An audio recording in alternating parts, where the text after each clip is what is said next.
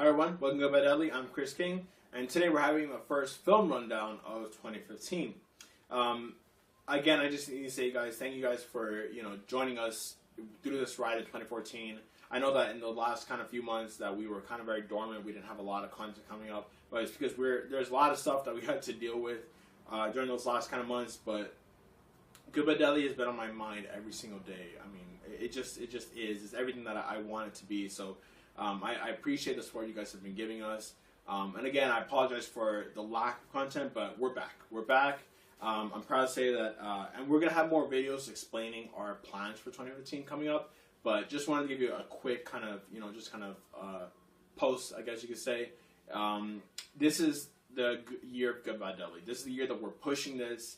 And we really want it to grow, but we need your guys' help. We need those subscriptions. We need those sharings. We need your feedback and your comments and your questions. That's the kind of stuff that we want. We want to create this community and stuff. So every bit helps. Every comment, every question, every subscription, like, all that kind of stuff. It just lets us know that we're doing the right thing. So we appreciate you guys' help. And just know we're back. Goodbye Deli's back. We're here to stay. More content is going to be coming out regularly. Either like every other day, weekly, whatever it is coming, and we're starting today. So 2015 film rundown, the first film rundown of 2015. Let's jump right into it. There's a lot of news to cover, and especially a lot of stuff that I wanted to get your feedback on. So the first bit of it being Ant-Man. Unfortunately, Alexander Boyd couldn't be here today. He wanted to talk about this trailer, but since he's not here this week, we're just gonna dive right into it. The Ant-Man trailer, especially because next week we have another trailer we can talk about. So anyway, Ant-Man trailer, it released on January 6th. So two days ago, at the time of this recording. And it premiered with the Agent Carter TV show. Now, I was planning to watch the premiere of Agent Carter. Wasn't too interested in the series as a whole, but I've been hearing a lot of good stuff about it. I've been hearing that it's going to be the answer to Agents of S.H.I.E.L.D. and it's going to be, what fixes that series, quote unquote. But I heard a lot of good things about it. But anyway, like I said, I plan to watch it. I plan to record it. I did record it. But I was planning to watch it, and I haven't yet. But right before the show started, the Ant-Man trailer dropped, and I got to see it. And, I always wanted to watch it with the show. I thought it's very... I'm not necessarily sure if I'm a big fan of what Marvel's doing. They're kind of like baiting you, kind of that bait and switch. Like, here, we're going to put a trailer in front of our show, so you guys can come watch, do they have the right to do so? Absolutely. Is it a good business move? Absolutely. But am I a fan of it necessarily, so to speak? Not necessarily, because, I'm here to watch this trailer, not really your show, but anyway, that's another discussion for another day. But let me guys know if you guys like the Agent Carter show. Give me your thoughts about it. So anyway, Ant-Man trailer. It was about what I expected, to be honest. A lot of people seem to be very surprised by it, and I'm not necessarily sure why. It's exactly what I expected. Unfortunately, it's not what I wanted to see. It's what I expected, but not what I wanted to see. I wanted to be surprised. It had a lot of tones of like Spider-Man to me, actually, to be quite honest.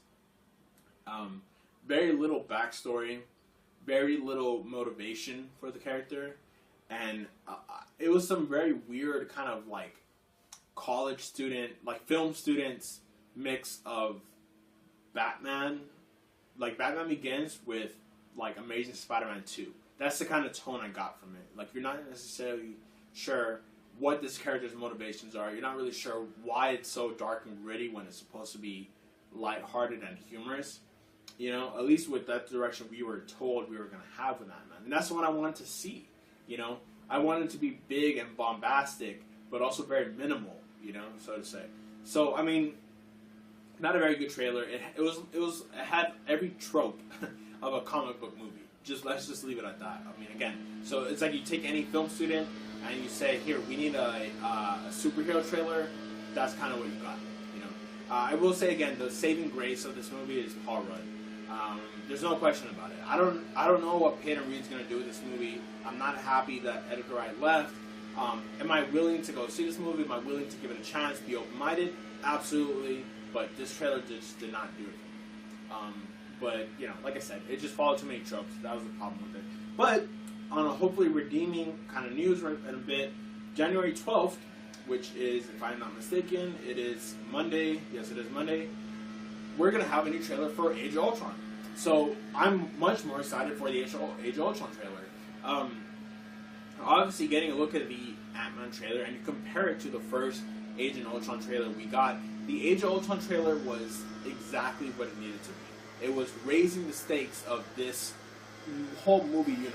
You felt like this is a movie where people are going to clash, stakes are raised, and now we're in jeopardy. Like, this is going to be just craziness, absolute craziness. So I'm really excited to see what it's going to have. Now, the question is, we might have one more trailer before Age of Ultron releases. So this being the second one. What kind of tone does this trailer need to provide? The first one was, again, dark and gritty, which was cool. But when we think of the Avengers and the Marvel Universe as a whole, we kind of want something more in the tone of Guardians of the Galaxy. We want really a lot of coolness, but funny, humorous, bombastic, flamboyant, colorful, and just like you're going for a ride. Like when I watched Avengers in theaters for the first time, it felt like you were going on a roller coaster. I was grinning the entire time, and I felt pumped. You know, that's what I kind of want for this next trailer. I want to see Iron Man's, new suit, like what his new concepts are going to be, all that kind of stuff. I want to see Captain America fighting off like 3 different robots and all that kind of stuff.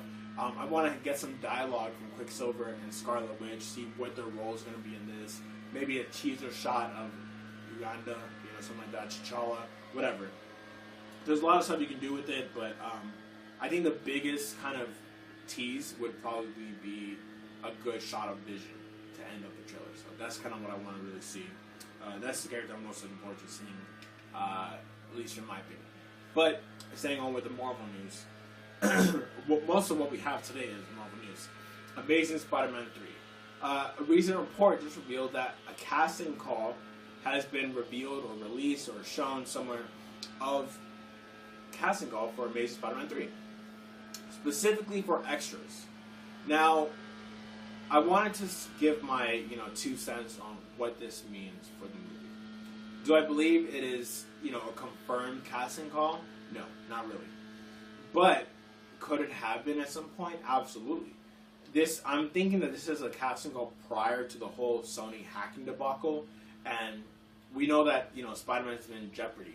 They're supposed to have a Spidey summit this month, as a matter of fact. I don't know if they already have it or not. I hope they didn't, because if that's the case, then we're in trouble.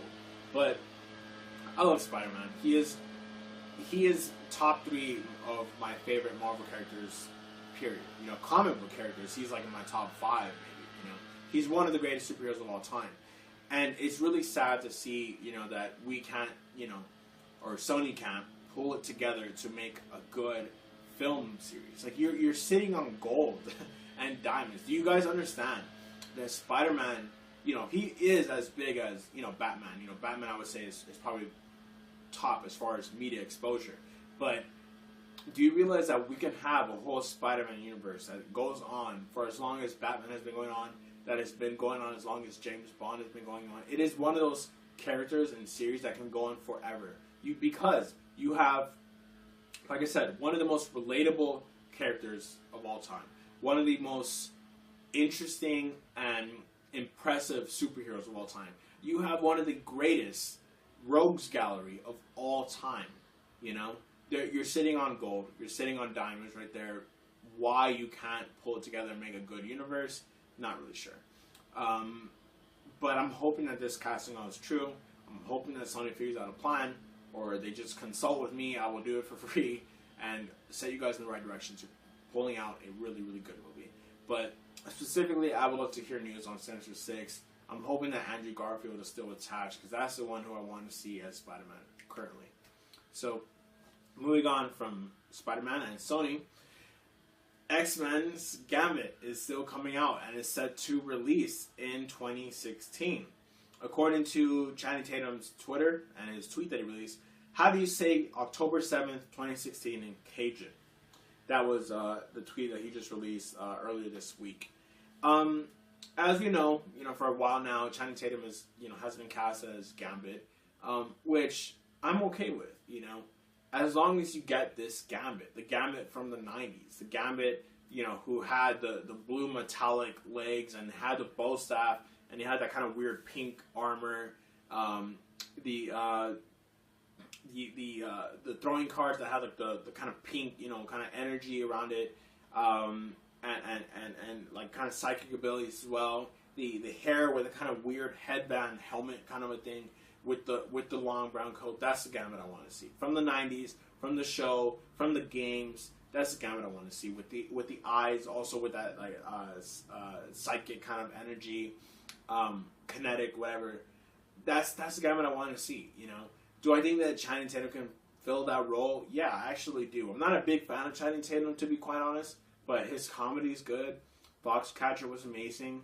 I kind of want to see something in the middle ground. Gambit's a really badass character, but he's also very sarcastic. He's very witty. You know, he's also very humorous. You know, I don't want it to be a comedy like Deadpool. I want it to be set in a serious kind of tone.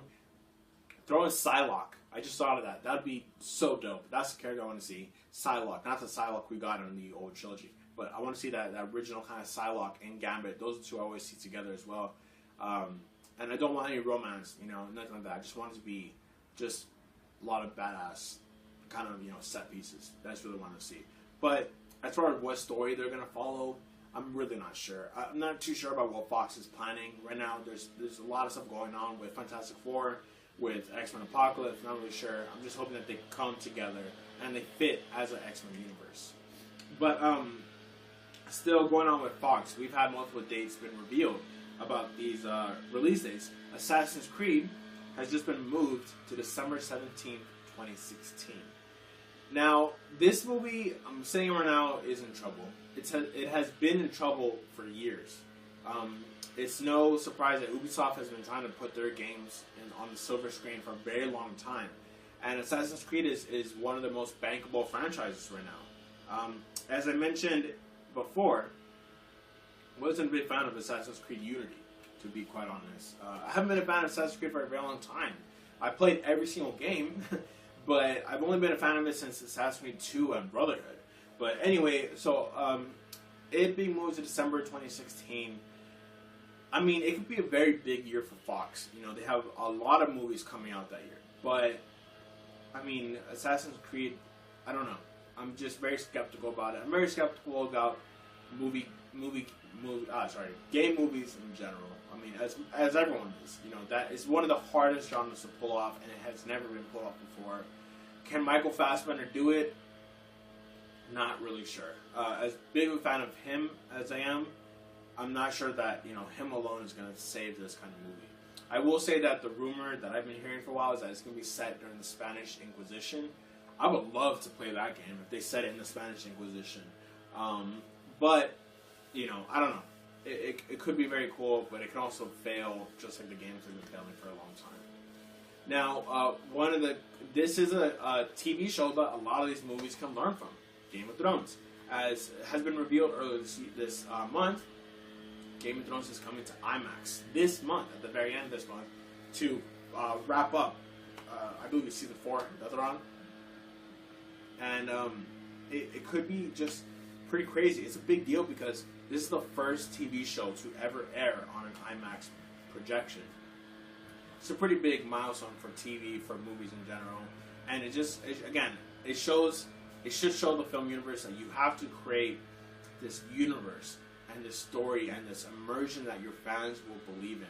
And that's what Game of Thrones has done so well. It has some of the greatest supporting acting you've seen in a television show. It has some of the greatest continuous design throughout every single kind of, you know, region that you go to. And it has an emotional tug.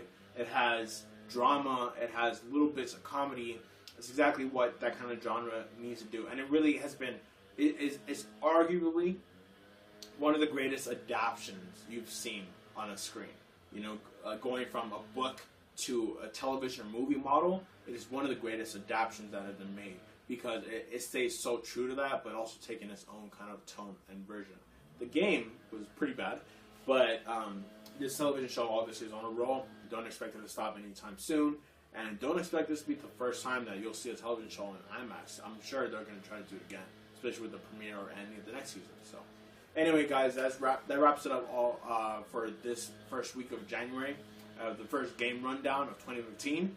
As I mentioned before, thank you guys for supporting us throughout this last year. I promise we're buckling down. A lot more content is coming. The best thing I can ask of you guys is if you subscribe to us, let us know that, again, we have someone else who's going to come along for the ride to give us feedback, to give us those questions, to give us your concerns and your comments and all that kind of stuff. That would really help us out a lot because, again, like I said, we want to build this community and we want to do it for you guys and also for us. So for everything, film, for television, all that kind of stuff, keep it locked to Good Bad Deli.